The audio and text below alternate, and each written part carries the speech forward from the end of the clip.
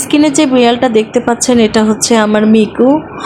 খুবই লক্ষ্মী একটা বিড়াল ছিল, সেটা আমার মানিকের মতো দেখতে হয়েছিল।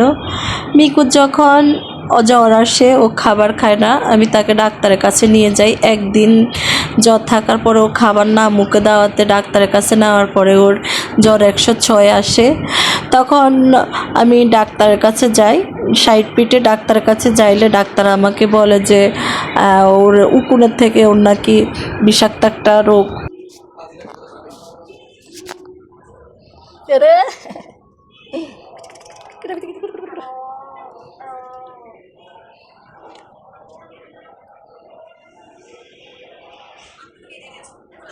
দুঃখায় আমার দুঃখায় নৌকের মধ্যে আসো দিন আমার দুঃখায়, হাতে হাতে দুঃখায়, হাতে দুঃখায়। দুঃখায় তো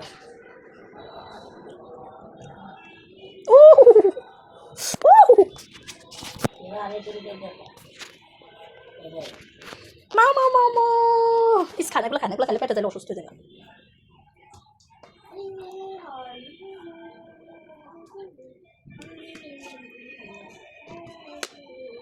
এই যে দেখতে পাচ্ছেন আমার মিকু এত লক্ষ্মী, মাশাল্লাহ। মানে তার পুরা জায়গা থাকলেও সে সেখানে ঘুমাবে না, সব সময় এসে আমার বুকের উপরে ঘুমাবে।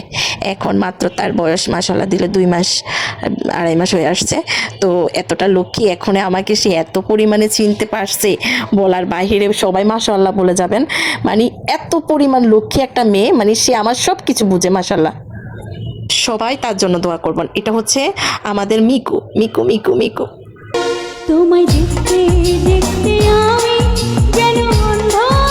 পিরিজের সাথে রাখবেন, পিরিজের সাথে রাখলে কি হয়, বিড়ালের ঘরটা গরম থাকে, ওরা আরাম পাবে।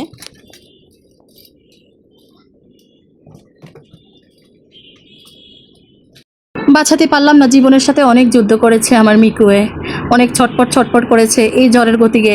কয়েকদিন জ্বর থাকার গতিকে, খাবার না খাওয়ার গতিকে ডাক্তারের কাছে যখন নিয়ে যাই, তখন এই ওষুধগুলো দেয়। এত ছোট বয়সে, তার মাত্র 3 মাস বয়সে এতগুলো ওষুধ সে হয়তো নিতে পারে নাই না কি, কে জানি না। তবে যত দিন ওষুধ দিয়েছি ততই আস্তে আস্তে সে জিমে চলে গেছে।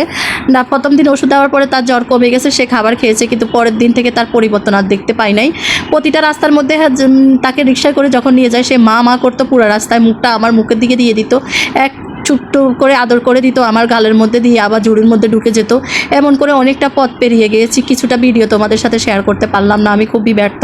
আমি জানতাম না সে যে এভাবে আমাকে ছেড়ে দুনিয়াতে থেকে চলে যাবে। কত না কষ্ট সে করেছে, ছটপট করেছে। তার অক্সিজেনের প্রয়োজন, তার ট্রিটমেন্ট, ডেলি 2 বেলা তার ইঞ্জেকশন, ডেলি 2 বেলা তার স্যালাইন, খাবার। আমি জানি না এটা কি ওর সত্যি রোগে, উকুনের থেকে রোগ আছে। দেখেন কি যে ছটপট করে। প্রথম দিন ট্রিটমেন্ট করার পরে মোটামুটি যাই হয়েছে, পরের দিন ট্রিটমেন্ট করার পরে যাই হয়েছে, তৃতীয় দিন ট্রিটমেন্ট করার পরে আমার মিকুর ঘাড় বাঁকা হয়ে গেছে। আমি ডাক্তারকে বললাম, আপনারা কি ট্রিটমেন্ট করেছেন? রাত্রে আমার বিড়ালটা ভালো ছিল, সকালবেলা আমার বিড়ালের ঘাড় কেন বাঁকা হয়ে যায়?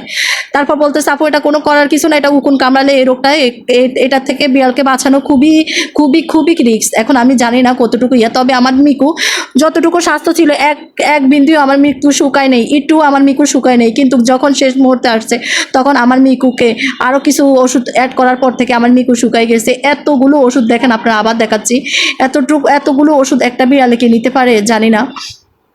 তারপরেও আমি ওনাদের কাছে আরও একবার, আমার প্লতে আমার একটা বিড়ালে নাকে মুখে রক্ত চলে আসছে, আমি তারপরে চেঁচামেচি করেছি। ওনারা আমাকে বলতেছে বিড়াল নিয়ে আমি আসছি কেন।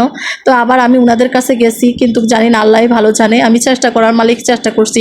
ওনাদের কাছে আমার 3টা বিড়াল সুস্থ হয়েছে, তবে মিকুকে আমি বাঁচাইতে পারলাম না। আমার সবচেয়ে প্রিয় বিড়াল, আমার কালো মণি মারা গেছে, আমার ছোটো মণি মারা গেছে, আমার ক্যালিকো একটা বিড়াল মারা গেছে, আমার মানিক মারা গেছে।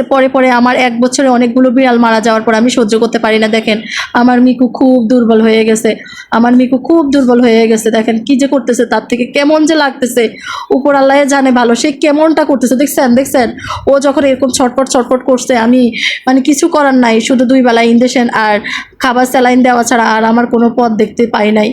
আমি মনে বুঝাতে পারছি না এটা কি আমি ডাক্তারের কাছে নেওয়াতেও মারা গেল, নাকি আমি ঘরে ট্রিটমেন্ট করতাম, জ্বর আসছে, জ্বর থেকে কেন সে আস্তে আস্তে এভাবে সে চলে গেল আমাকে ছেড়ে। পারলাম না আমি মিকুকে বাঁচাতাম, পারলাম না আমি মিকুকে আমার কাছে রাখতাম। আমার সবচেয়ে প্রিয় বিড়ালটা মিকু, টপি, ক্যান্ডি, মিকু, 3 জন তারা ফ্লো থেকে অনেক যুদ্ধ করে আমি তাদেরকে এক পর্যন্ত আনলাম, তারপরও আমি তাদেরকে বাঁচাতে পারলাম না। আমি খুব ব্যর্থ।